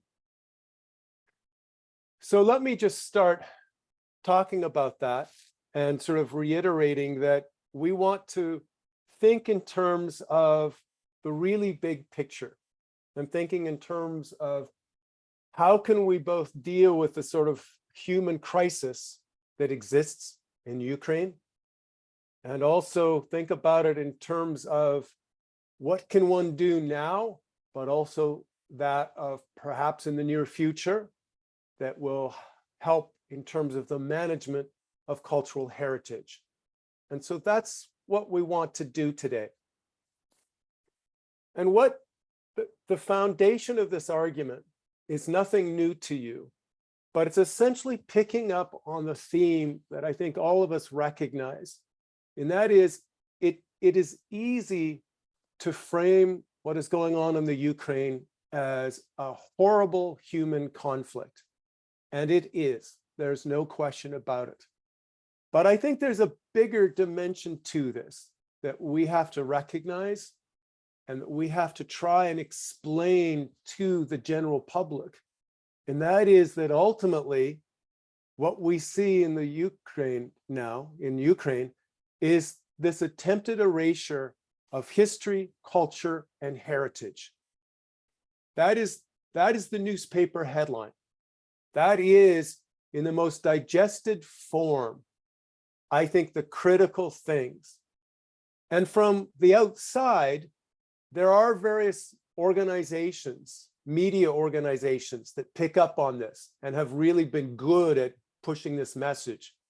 Ones such as the Manchester Guardian in the United Kingdom. The New York Times has an excellent writer dealing with culture and heritage that has been very, very good about this. And so, as you can see with these two screenshots from articles, there is attention both to the destruction, to the looting, but also that essentially this can be framed as a crime against history and that of the destruction of Ukraine's culture and history and heritage. So that's really the sort of the touch point, the first conversation that we want to put forth. Our suggestion is that really, when we step back, looking at all the detailed presentations, that really what we're talking about is three broad challenges And we've just framed this as being, first one is protecting the known. Second one is identifying the revealed. And the last one is securing the displayed. And let me just touch base on these different pieces so that you can sort of see what we mean as and why this is, at least in our minds, is a helpful framework to think about some of these pieces. So the first one to this, the first piece to think about this is that ultimately, when one thinks about the nature of heritage, one can think about it in many scales. One can think about it in the context of a local village and heritage associated with a particular village. One can think about it as that it's regional in nature. One can think about it in the context of a national identity connected to a heritage site.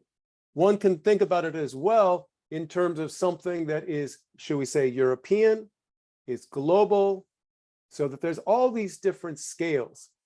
And Pavlov, that was one of the parts of that when you brought up one of the things that you mentioned, that's one of the sort of the legal and administrative challenges we face in every country with heritage, is that of the segmentation of essentially who owns, who administers, and who controls the past.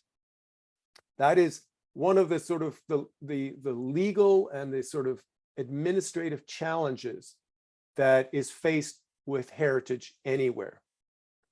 I think in terms of the sort of the big message, thinking about it in a way that we understand heritage exists in the minds of people at many different levels, much like identity. I'm somebody who was born in Canada. I view myself as a Canadian with American citizenship. I also am a member of a university. I'm a member of a family with my wife and my daughter. I identify in different ways at different scales. And heritage exists in that same framework. It exists in that same way where we think about it at different scales. And one of the important things to keep in mind, especially for messages that are going towards an international audience, is really while the heritage in the Ukraine is regional and as local, it is helpful if it is also identified as being something that is part of a global heritage. And therefore, when we see the destruction of Ukraine's architectural or cultural heritage, that is also something that is destroying global heritage. And I think that's a really important message to be able to sort of connect for people. Now, when we start thinking about sort of this framework of three ways of three parts to this, the first one we were talking about is that of protecting the known. And this is very much a matter of visiting what's on the ground and visiting what has, cultural sites that have been previously identified and assessing the nature of cultural heritage and the kind of destruction and looting that has taken place. So that requires a footprint. That requires people to go about doing this. But this is a challenge that's focused on essentially cultural heritage that is already identified, whether it's a 16th century church, or whether it is a medieval burial ground. These are known, at least in my mind, these are sort of known locations where people can go and sort of understand the nature of cultural heritage today. The question that we all face now is, how do we go about protecting the known? How do we assess the nature of damage? whether it's sort of physical visits with photography, whether it's with 3D scanning, such as demonstrated here in a CNN page. And the whole question of how do we use sort of readily available technology to help document the known in some form. That's an ongoing debate, the kind of site visits that people in the conference have talked about, or those sort of, that kind of interventionist work. That's absolutely critical in this. But there's also a second part, and that is we have to also understand that conflict is not gentle. War is not gentle to the heritage under the ground. And we know that this has also revealed heritage that was not previously known. It may be understood that there is an archaeological site in a particular place, but if a series of trenches are put through for infantry, are put through a medieval site, all of a sudden we see things such as buildings, pottery, human skeletal material, things that are revealed for the first time.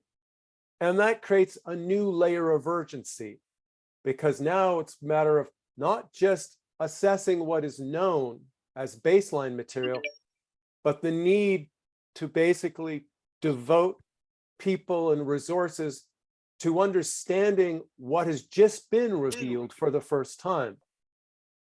So that's another challenge, one that I don't think anybody could have really put their head around when this all started, is just the question of the new, not only dealing with older known material, but also that of the revealed material.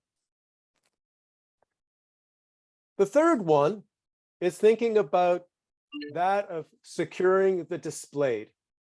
And I'm going to use the term displayed, but this is really, I'm using that as a framework of looting in museums, but it's much broader than that.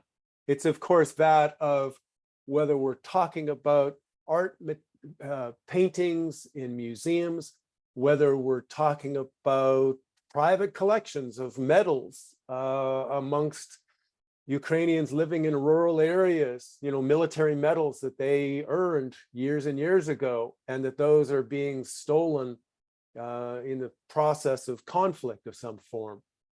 So the whole question of how do we monitor what's going on? How do we secure that? And connecting to what Sam Harding was talking about, how do we trace this? Because to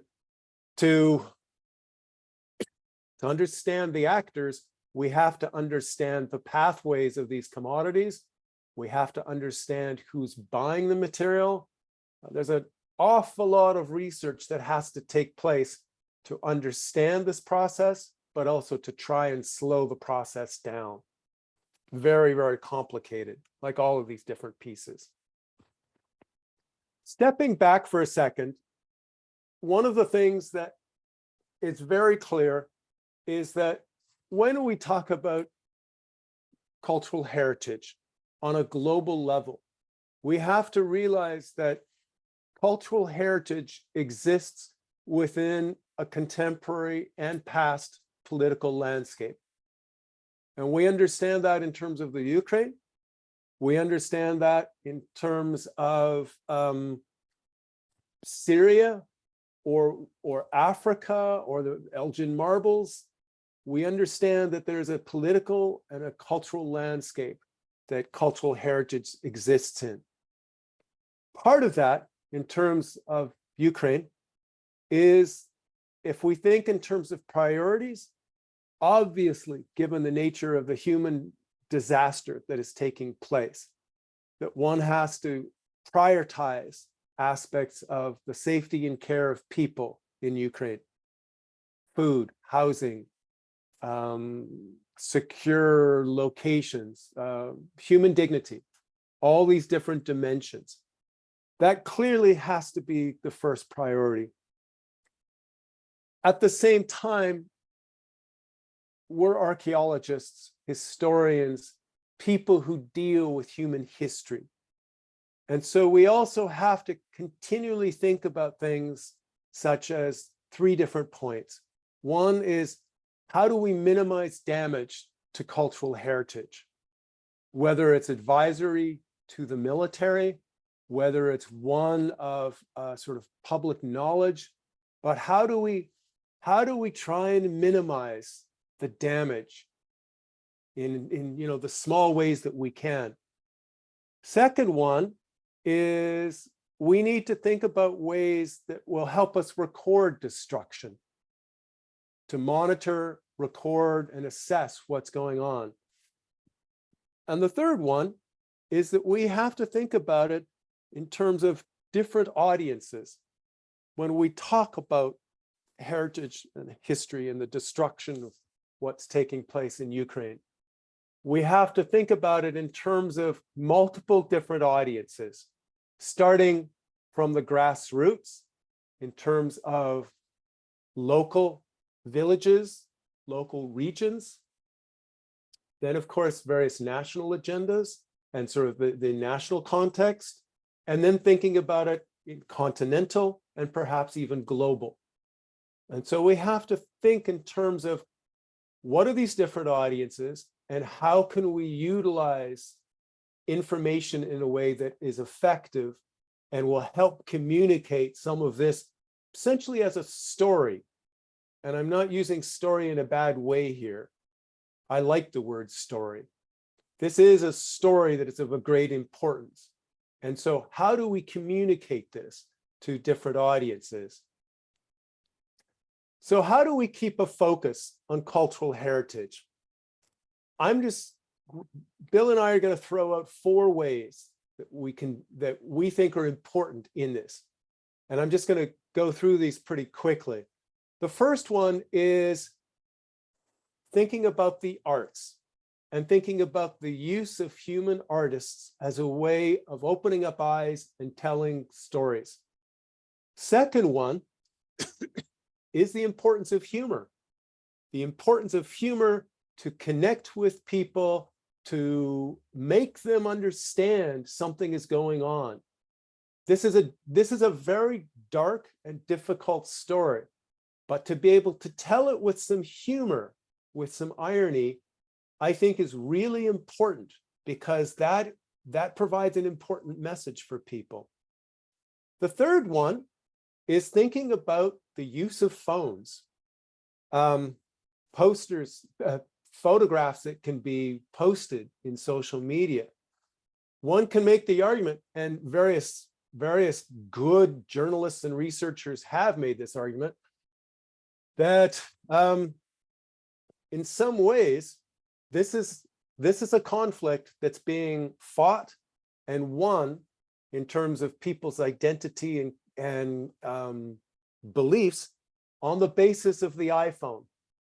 It is, if Vietnam was a conflict with the media for the first time, this is a conflict where the use of photography, the use of film, of people with the ability to take small films in the middle of nowhere, as they just happen to be there in the right place, not with a camera crew, but just picking up their phone.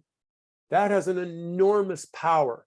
And the same can be said in terms of heritage and how to document and record heritage in an effective way. And then the fourth one is, again, coming back to this war is about the destruction of culture and heritage. It's not just military. And I'm not saying this to minimize the human suffering or to minimize the nature of the horrific military conflict that's taking place. But I would argue that when you start really thinking about it, the drivers of some of this is really that of contested culture and heritage, and the views, the views of the Russian state towards Ukraine's culture and heritage. So let me briefly just show you a couple quick slides that sort of connect to this. This is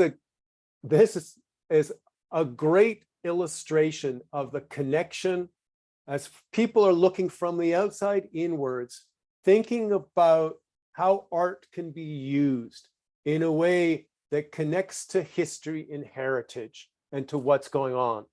One example, of course, is the Bansky illustration in the background here.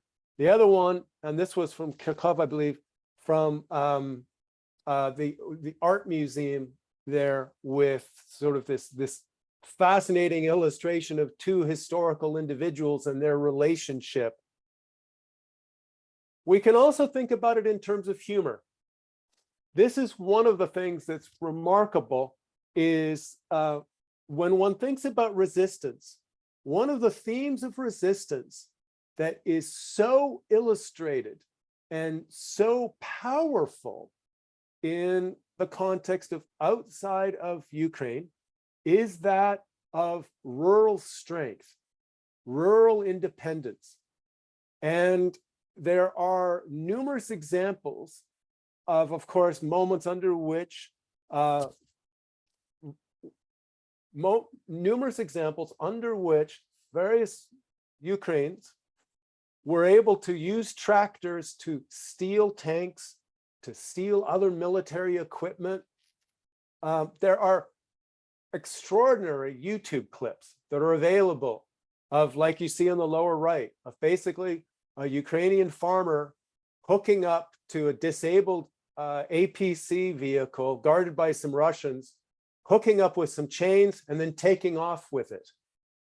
And this is a really powerful metaphor, and one that's incredibly humorous and has connected in some very powerful ways.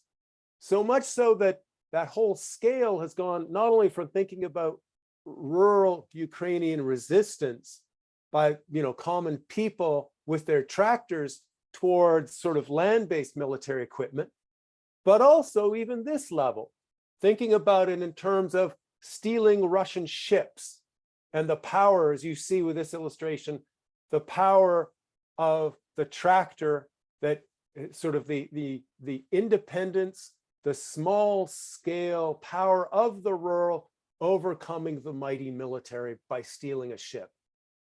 Very powerful, very funny, and something that really provides some power to things. This is one of the other things I just wanted to mention. In May, I was in the Republic of Georgia for a couple of weeks doing filming and doing work with some local archaeologists there. And it is fascinating to see the degree of support in Tbilisi and in other locations towards the opposition, both towards Russia, but also the remarkable degree of support. And I took heart in that. It was very powerful. What you see on the left-hand side, that's the door of the president's office at the University of Georgia. And when I walked by there, I was taken for an interview, I walked by there and I sort of looked at that. That wasn't sort of your normal, this is the president's office of the university. That was a very powerful political statement. The one on the right was on a peace arch close to the Russian-Georgian border. And you can see there, again, the relationship between Putin and Hitler. And then the other one was actually on the inside of the bathroom door in an archaeological dig house. And here, where the illustration is one of unwanted guests, snakes, lizards, and other monsters can occupy. Russia is an occupant. So the recognition of these different symbols that are local in other countries, and I'm sure it's the same thing when you think in terms of areas of Poland, Warsaw, Paris, that there are these local dimensions of resistance and resilience that are important messages for you to hold on to. The other big part is just to continue to mention to people in our conversations that this is everybody's culture. If it becomes personalized as something that's global, that connects to people, then that will be really important, whether we're talking about stopping looting, whether we're talking about something that's much smaller in scale. So we just wanted to talk about these different themes. We just wanted to sort of put this forth with a sense of both a perspective from the outside, but also to provide you with some support and with the hope that things will be better down the road for all of us. Thank you very much, and best to all of you.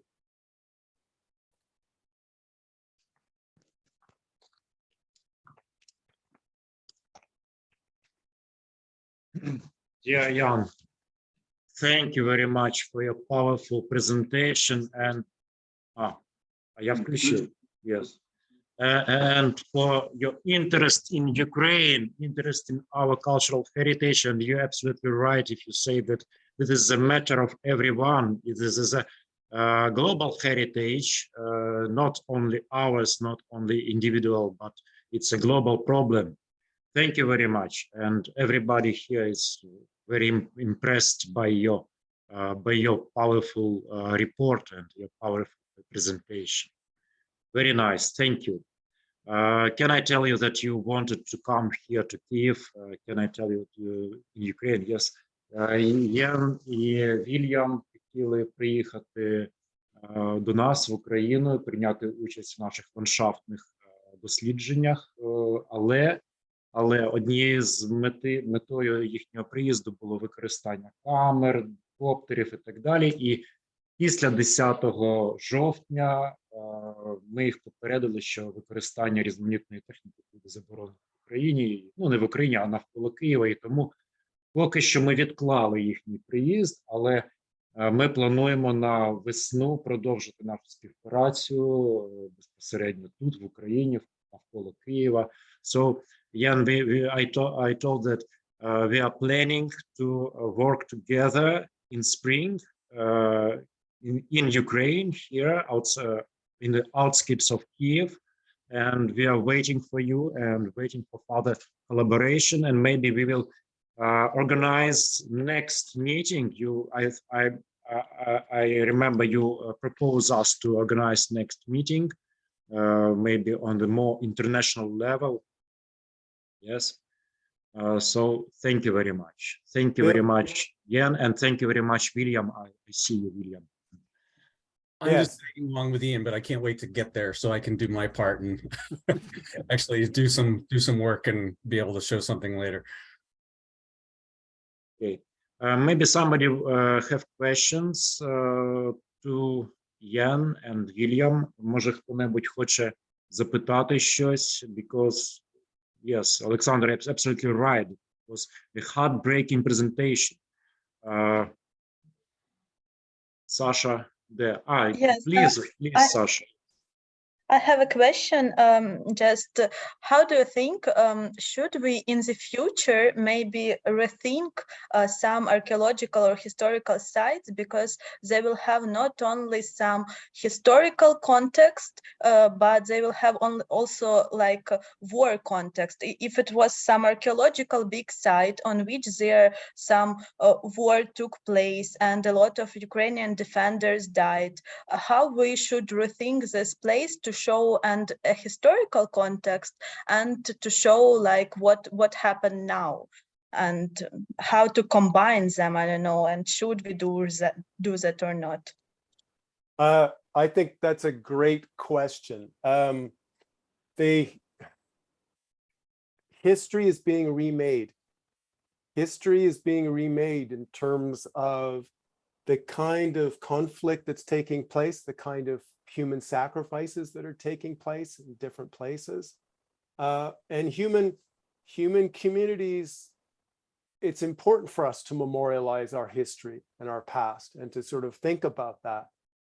So yes, just as we're having conversations about protecting the past, protecting the display of the past in a museum context, there are going to be necessary conversations about how does one sort of create elements of new history for preservation, For example, there are now various places in France and Belgium where there are essentially military tours focused on World War I, where, you know, sort of the sense of the kind of human military engagement in World War I in some places still has a physical presence in France and Belgium.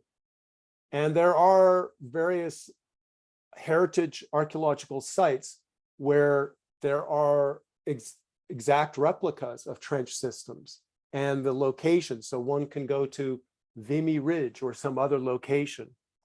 And to go to that place where this conflict took place. So the archaeology of conflict is also a moment of heritage in those countries. And that is probably going to be a part of the future narrative of Ukraine. It's going to be, there are going to be these dimensions under which what is currently being built for the military in defense or the destruction that's taking place, that's also a narrative of history that is being created right now and will be important in 10 years from now, 50 years from now, about the story of Ukraine.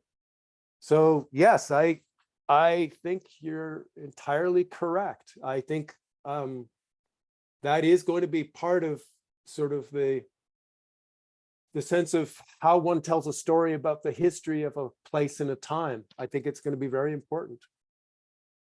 Thank you. I really agree with you, because this summer we were in Poland on Osiemionki mining site, and they have a very great place there where they have trenches from First World War near the Neolithic flint mines, and they're like 5 meters beside them, and they show everything what happened on this place. So if we would do such in Ukraine, it would be great, I guess. Yeah.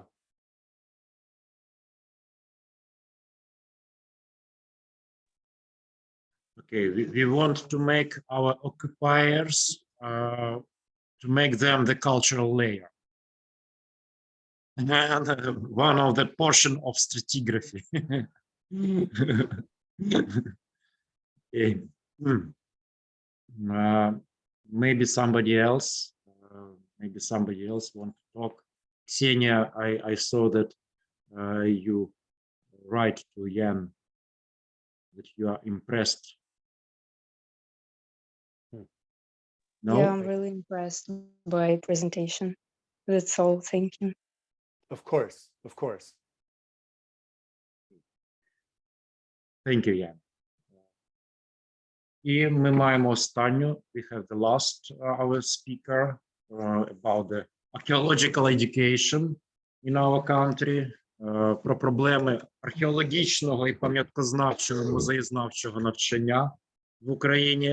На жаль, без презентації, але виступить наша викладачка Світлана Іванисько. І тут серед нас є студенти. Я думаю, що їм також буде цікаво послухати Світлану. От, зараз ми передамо їй слово.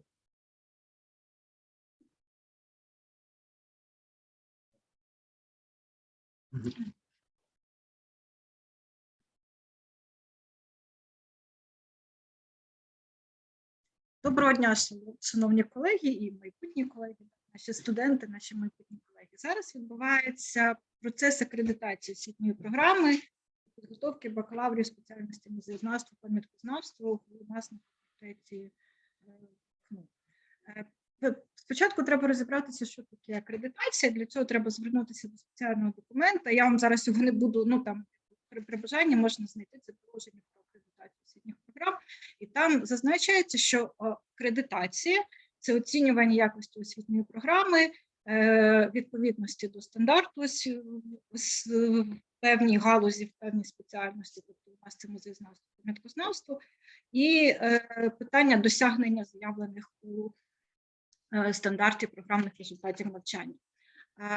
Система побудована таким чином, що спочатку заклад вищої освіти отримує ліцензію на підготовку фахівців в певній галузі, в певній спеціальності, а через певний час відбувається акредитація, тобто ми показуємо, що ми відповідаємо якби тому, що ми писали під час ліцензії. Якщо подивитися, почитати мету акредитації, тут хочу звернути лише увагу на два останніх пункти. 4-й пункт – це посилення довіри до вищої освіти в Україні.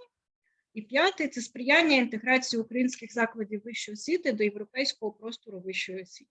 Ну, тобто ідея така, що це було дуже добре. Але насправді це відбувається трошки не так. Процес акредитації відбувається в кілька етапів. Перший – це самоаналіз закладу вищої освіти. Це форма на 9 критеріїв, в кожному критерії є низка підкритеріїв. Ну і ось у нас ця форма зайняла 90 тисяч знаків. Тобто це така ось дуже хороша публікація, я б так сказала. 2 навіть публікації.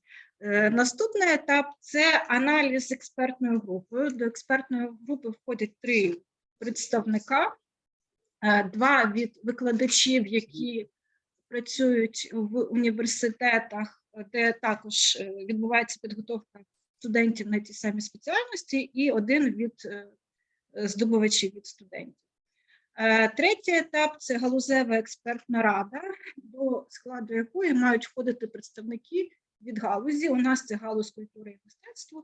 Ну і тут до складу нашої ГЕР входить 2 представника від спеціальності аудіовізуальне мистецтво, 2 від дизайну, 1 образотворче мистецтво, 1 хореографія, 2 музичне мистецтво, 1 музеєзнавство, 1 менеджмент соціокультурної діяльності і 1 інформаційна, бібліотечна та архівна справа. Тобто, по факту, ГЕР спирається на оцінку лише однієї людини, однієї експерта при прийнятті цього рішення. Ну і останній етап – це прийняття рішення безпосередньо Національним агентством з оцінювання якості вищої освіти. Оцінювання відбувається за 9 критеріями. Оцінки A, B і F. A – це найвища оцінка, F – це якби найнижча оцінка, коли, якщо освітня програма отримує цю оцінку, то, відповідно, взагалі не може бути навчання за цією освітньою програмою. У нас експертна група оцінила із 9 критеріїв 7 на оцінку рівня B, ну, тобто нормально, і 2 критерії на оцінку A, тобто, що це ця освітня, за цими критеріями наша освітня програма має інноваційний або зразковий характер, тобто, що це дуже добре. А ГЕР знизила оцінку за 3 критеріями, там, де було A, оцінила до рівня B, і по 1 критерію оцінила з B на І, і це створює нам проблеми до акредитації. Це критерій, це структура та зміст освітньої програми. І на чому базується висновок ГЕР, Ну, тобто висновок одного експерта в галузі музеєзнавства та мистецтвознавства. По-перше, оцінка ГЕР здійснювалася не з точки зору відповідності стандарту, а з точки зору, а що є у істориків і у туристів. І на думку експерта ГЕР, якщо якийсь компонент чи якийсь підхід є у істориків, то це недослідно, недоцільно для музеєзнавства, пам'яткознавства.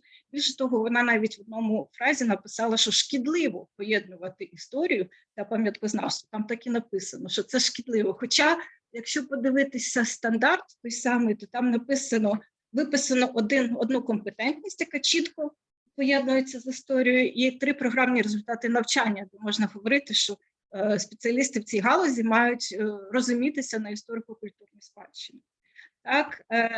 Друге, у висновку ГЕР стверджується, що пам'яткознавство, охорона пам'яток і управління пам'ятками – різні речі. Там так і написано, що пам'яткознавство, охорона пам'яток і управління пам'ятками – це різні речі, що знову ж таки дуже дивує, і ось доповідь Єна в цьому плані була для нас також цікава.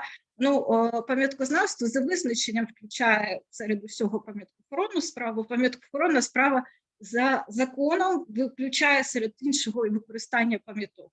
Управління, якщо взяти управління спадщиною визначення дане ООН, вона передбачає виявлення і також охорону пам'яток, забезпечення збереження пам'яток.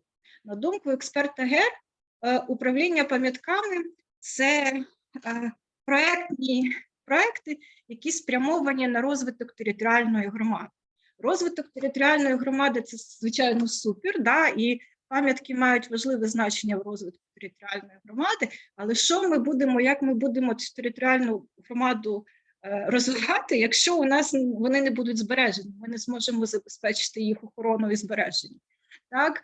І відповідно, коли у нас було засідання ГЕР, то ми озвучили цю позицію від закладу вищої освіти. Експерт зняла частину зауважень, але про управління пам'ятками вона так і залишила, але оцінки не змінилися. І тобто, по суті, виходить, що оцінка ГЕР, вона є маніпулятивною, так, це маніпуляція якоюсь термінологією. Ми не погоджуємося з тими оцінками, які дана, крім того, що у своєму висновку ГЕР просто ігнорує ті відомості, які були подані на сайті кафедри, в електронних базах, і ті дані, які були записані в звіті експертної групи, яка безпосередньо працювала тут у нас з нами, з нашими документами, з нашими студентами, з нашими викладачами. І по факту виходить, що такий підхід, да, коли один представник від галузі вирішує оцінку, да, за всю галузеву експертну раду, і це створює проблеми як нам для акредитації, створює проблеми для підготовки фахівців, особливо зараз, да, коли фахівці в охороні культурної спадщини, в управлінні культурної спадщини, вони потрібні на всіх рівнях, да, починаючи від місцевої влади і завершуючи там, рівнем центральної виконавчої влади. Ну, фактично, це все, що я хотіла вам сказати. Дякую за увагу. Можливо, є якісь питання. Я можу спитати. А не може це бути ознакою чесної конкуренції? Ну, мені так і здається, але ми не можемо якби говорити про це, да, насправді.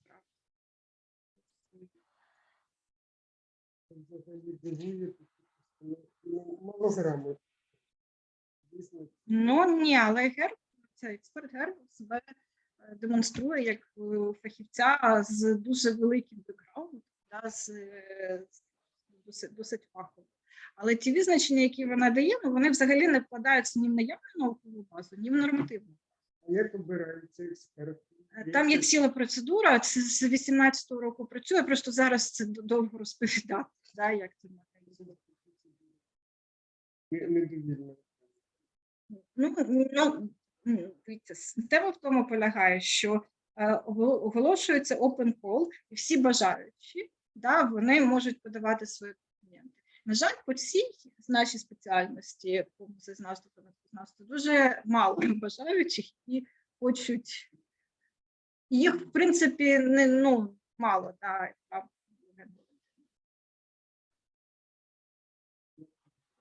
ще питання є?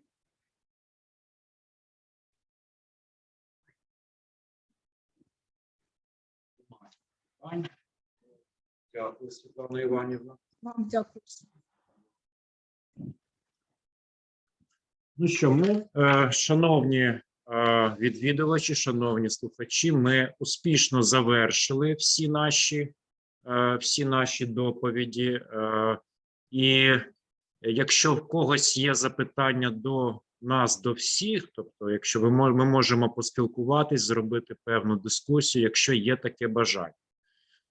І дуже дякую всім присутнім, дуже дякую тим, хто виступав. Я думаю, що ми достатньо плідно попрацювали. І друга наша сесія була, ну, по-перше за все, вона була більш спокійною, ніж перша сесія. Тобто ми не почули вибухів, у нас не було ракетних атак, у нас не вимкнули світло і інтернет, і ми спокійно провели наше спілкування. Це одна з основних позитивних моментів.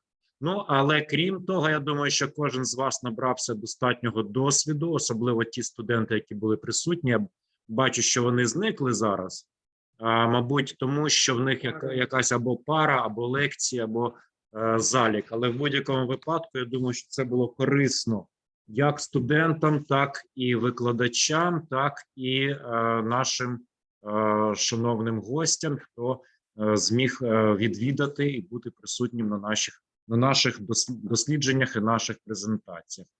Thank you very much, Jan. Thank you very much, William. We successfully finished all reports which was planned for today.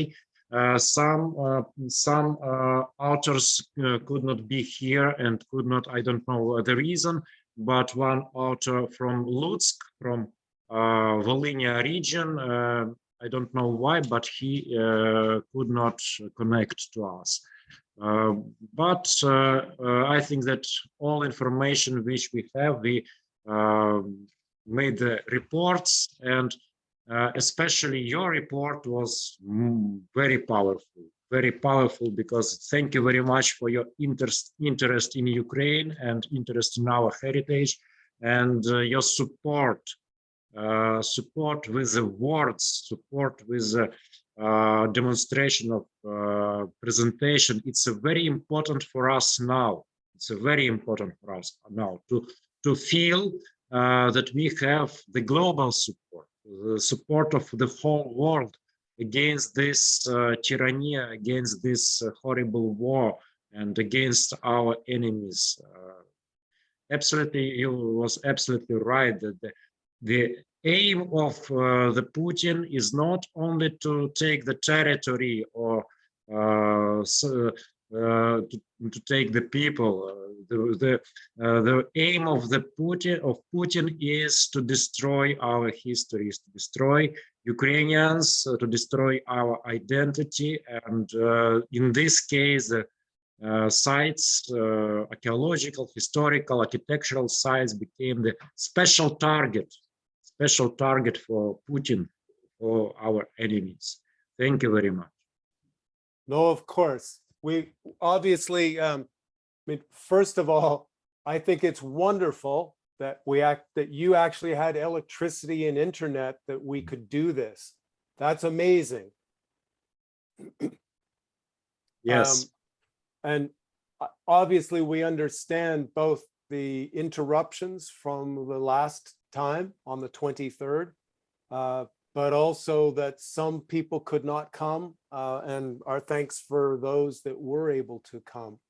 We should totally stay in touch and have further conversations about, as per your suggestion there, of trying to organize something that has both combination of Ukrainian involvement from the heritage history community, but also some international people to hopefully expand the kind of exposure of this problem and how it's a major issue. So we will have to talk about this for sure. Yes. Thank you. Okay. So it's very nice to hear from the oceans, from another part of the earth. We can hear your voice and hear your opinion about what happens here. It's very nice. It's very important. Thank you. Okay, so we can finish. Okay. Well, again, our thanks for organizing all of this, and we look forward to meeting all of you at some point in the future. Yes. Very much so. Thank you very much. Okay. Goodbye. Goodbye to all of you. Bye-bye. Take care. Thank you. Thank you. Так, кто-то хочет сказать